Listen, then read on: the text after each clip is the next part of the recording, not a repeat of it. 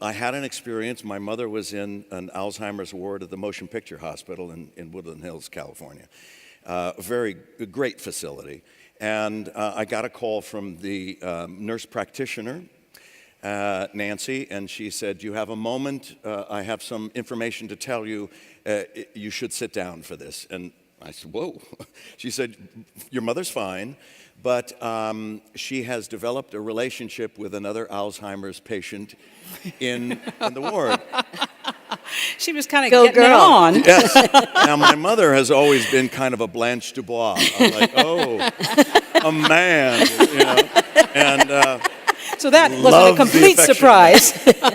And she befriended a man named Albert, who was an actor as well, and they hit it off, and they became romantically involved.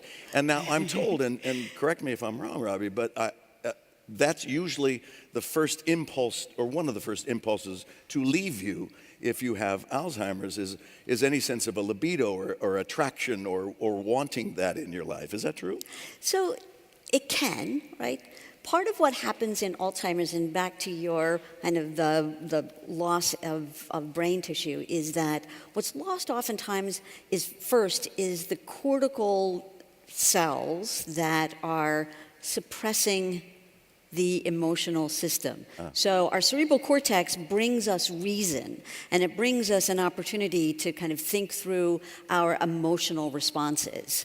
And that is lost, so it's a bit of a kind of a hall guard, right? Which is why you see that flat affect sometimes with them. And so part of that is if there's early in the disease stage, if there's a release of that suppression, then a lot of emotions can be released. Some of them lovely, some of them... Oh, they were released.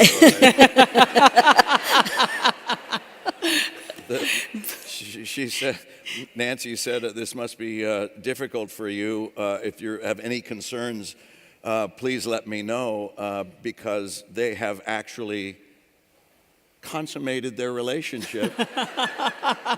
And I said, how do you know that is... Strike that. Okay. You'll take her word for it. I'll accept that. And then I said, is it like Groundhog's Day? And she said, in some way it is. That they wake up in the morning and see each other, and there's a familiarization, but not quite sure. And it's like, well, hello. But it's pleasant. And by the afternoon, they're embraced. And then they go to their separate rooms, and then it starts over again the next morning. Well, hello.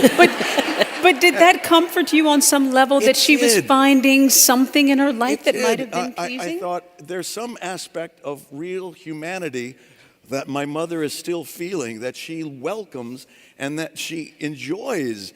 And I was thrilled that that was the case, that she had a paramour at 80 years old, and they were enwrapped with each other. I did say that I do have one concern, and Nancy said, ask me anything, I'll see if I can assuage your concerns. And I said, what if she gets pregnant?